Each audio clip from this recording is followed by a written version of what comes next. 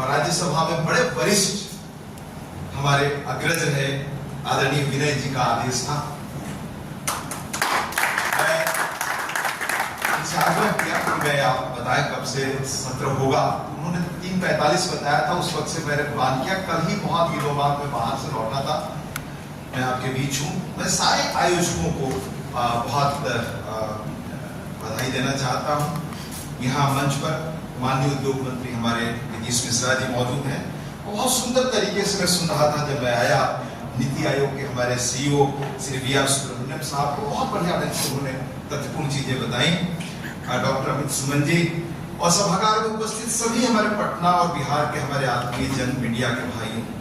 दरअसल जब भी हम पूर्वी राज्यों पर बात करते हैं और देश के विकास के संदर्भ में चर्चा करते हैं तो किस तरह पूर्वी राज्यों का विकास जरूरी है देश के विकास के लिए, इसमें माननीय प्रधानमंत्री जी का विजन मुझे याद आता है। 2014-15 में पहली बार उन्होंने देश को संबोधित करते हुए कहा कि पीछे जो राज्य रह गए हैं उनको आगे लाना इस खासतौर से इस इलाके के राज्यों का हमारी पहली प्राथमिकता। यानी राजनीति के ऊपर देश को आर्थिक ताकत बनाने का सपना किसी प्रधानमंत्री ने देश में पहले देखा, वो आदरणीय नरेंद्र मोदी जी। दूसरी महत्वपूर्ण दुनिया के आधुनिक इतिहास में जिस व्यक्ति ने चीन को 30-40 वर्षों में महाशक्ति बनाया वो देख सियाओपिंग। मेरी सीमित नजर है, शास्त्री की नजर सुब्रमण्यम साहब के वो बताएंगे। पर दूसरा व्यक्ति जो पूरी दुनिया में इसके लिए याद किया जाएगा भारत को इकोनॉमिक ताकत बनाने की ओर ले जाने के लिए, वो नरेंद्र मोदी। मैं कह रहा हूं चीन ने 48-49 में सपना देखा 100 वर्ष के आगे का। भारत ने 14 में 47 तक हम विकसित हो गए ये सपना देखा। ये हम याद रखें। इसलिए प्रधानमंत्री जी बार-बार कहते हैं। अभी 25 नवंबर को मन की बात में कहा, फिर पिछले साल इसी महीने में उन्होंने कहा हमारे लिए पूर्व केवल एक दिशा नहीं है बल्कि एक दृष्टि है। पूर्वी भारत विशेष रूप से पूर्वोत्तर भारत के विकास के पथ के केंद्र हैं।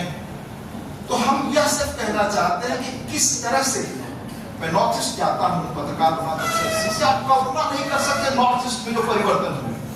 तो एक व्यक्ति जो सचमुच भारत को बदलना चाहता है वो किस तरह से नरेंद्र मोदी जी काम कर रहे हैं। पर बिहार जो कहां पहुंच गया। मैं अतीत की चर्चा बहुत संक्षेप में इसलिए करूंगा कि हमेशा स्मरण रखें अतीत के बारे में इतिहासकार कहते हैं याद रखें ताकि भविष्य के लिए आपको ऊर्जा मिले। हम कहां खड़े थे। हमारे यहाँ अब तक के श्रेष्ठ चीफ मिनिस्टर्स में से जो जिन लोगों ने किया, कर्पूरी जी को मौका होता तो करते चीजों को, पर नहीं मिला। कहां बिहार था, कहां से निकालकर नीतीश जी ने सपना देखने योग्य एनडीए की अगुवाई में बिहार को बनाया, वो हमें याद रखना। मैं यह बताना चाहूंगा कि 2005 तक कैसे बिहार देश के सबसे बॉटम में चला गया था।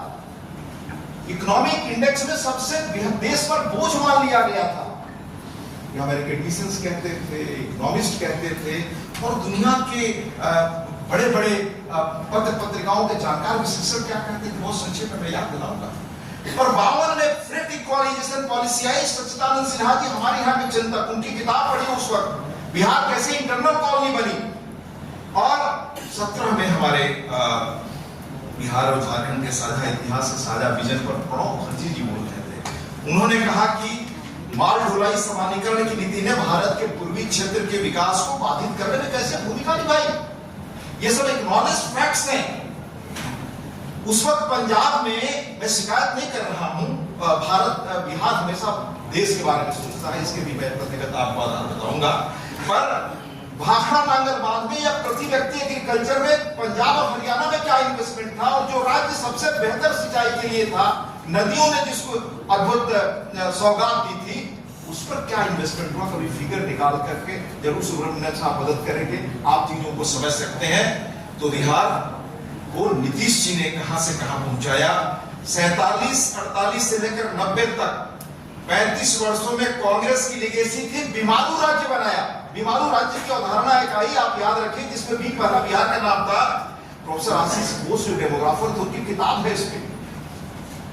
अब ये तो एक सत्ता में रहने वाली लंबी दशकों तक केंद्र और यहाँ पर उस पार्टी की देन थी।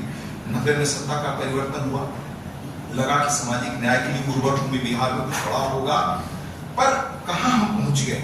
आप उस वक्त के टाइम, न्यूज़वीक, गार्डियन, इकोनॉमिक्स, उनका हेडिंग्स में से रिपोर्ट कर रहा हूँ। इस डेमोक्रेसी फ्लॉ, ये बिहार के बारे में था। 118 से अधिक नरसंहार, 1200 से अधिक लोग मारे गए, सबसे अधिक दलित मारे गए। ये इंफ्रास्ट्रक्चर क्या था?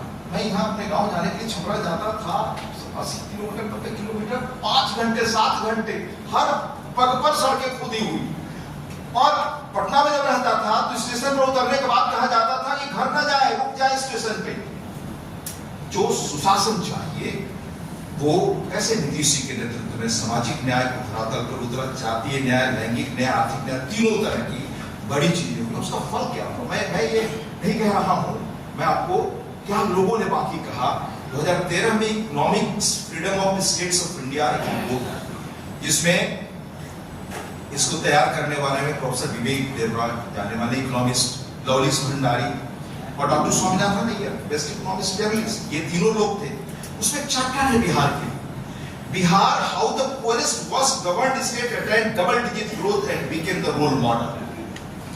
अब तक के श्रेष्ठ मुख्यमंत्री क्यों बिहार में नीतीश जी है, मैं वो आपको आधार बता रहा हूं। किस तरह से उन्होंने रहनुमाई की, क्या विजन उस व्यक्ति का। इसमें स्वामीनाथन इंट्रोडक्टरी पैराग्राफ में लिखते हैं, लंबा है पर मैं आपको छोटा हिस्सा उसका बता रहा हूं।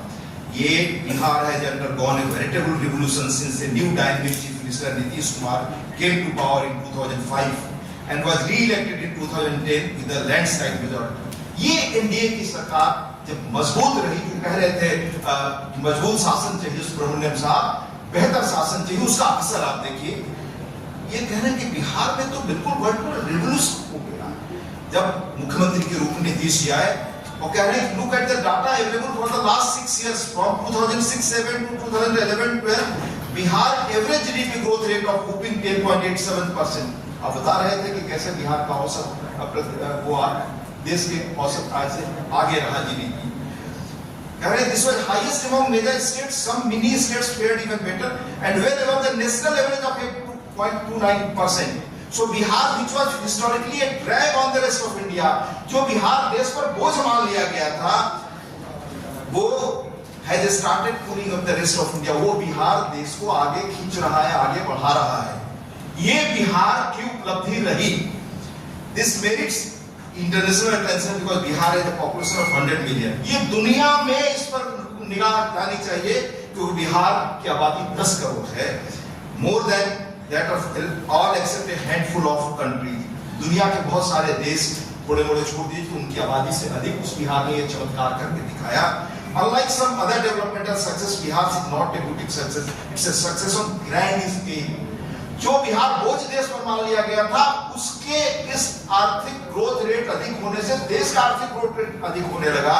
This they have accepted. ये बिहार का हालात ऐसे बदले कि 11 में दुनिया की मशहूर पत्रिका टाइम ने लिखा, बिहार, मैं हिंदी उसका तर्जुमा क्या हूं बता रहा हूं, बिहार दशकों तक गरीबी, हिंसा और भ्रष्टाचार के लिए कहावत बन गया था। लेकिन स्थिति 2005 से पहले तक थी। मुख्यमंत्री बनने के बाद नीतीश कुमार ने बिहार के सुधारों के मॉडल के रूप में बदला, साबित किया कि प्रगति हासिल करने के लिए न्याय का बलिदान नहीं किया जाना चाहिए। इस मामले में बिहार पूरे देश को रास्ता दिखा सकता है। यानी बिहार कैसे रहनुमाई करने लगे। दूसरी एक बड़ी चीज जो लोग गौर नहीं करते, आज देश में किस तरह से नक्सल आंदोलन कहां सिमट रहा है। ये पहले प्रधानमंत्री थे हमारे जिन्होंने जो सबसे चुनौतीपूर्ण जिले थे देश के, जहां कोई अधिकारी जाना नहीं चाहता था, उसमें इंस्पिरेशनल डिस्ट्रिक्ट बनाया और सबसे ब्राइट अधिकारी आजकल वहां जाना चाहते हैं। उनकी क्या तकदीर बदली है इस पर कभी आप मदद से समझिएगा। पर बिहार में नक्सल मूवमेंट का क्या उसकी ताकत थी, क्योंकि मैं 25-30 वर्षों से पत्रकारिता में बड़ी गहराई से देखा, जहां दिन में शाम में जाने में आपको डर होता था और जिसके बारे में तत्कालीन सरकार में, चूंकि समय नहीं है लेकिन जरूर पढ़िएगा, ये ओपन पत्रिका में किसी ताजा अंक में है कि किस तरह से केंद्र सरकार तत्कालीन सुप्रीम कोर्ट में क्या सूत्र कहती है नक्सलियों के बारे में। उस वक्त प्रधानमंत्री कहते हैं कि सबसे बड़ी देश की आंतरिक चुनौती है, लेकिन उनको जो उनका नारा था पशुपति से तिरुपति, उसे मजबूत करने में कैसे यही सरकारें काम करती रही, ये भी हमें पता है। इसलिए प्रतिकूल परिस्थितियां होने पर यूपीए की केंद्र सरकार के हर अलगा के बाद आप देखें एनडीए की सरकार ने आदरणीय नीतीश जी के नेतृत्व में कैसे एक दिशा दी। लेकिन 14 के बाद, जैसे मैंने कहा, पूरे देश को किस तरह से हम एक विकसित देश 47 तक बनाए और उसके लिए अद्भुत काम हुए, वो अलग विवरण का एक वो है, वो बिहार में हुआ। सामाजिक न्याय के साथ विकास, इसमें आप याद रखें कि किस तरह से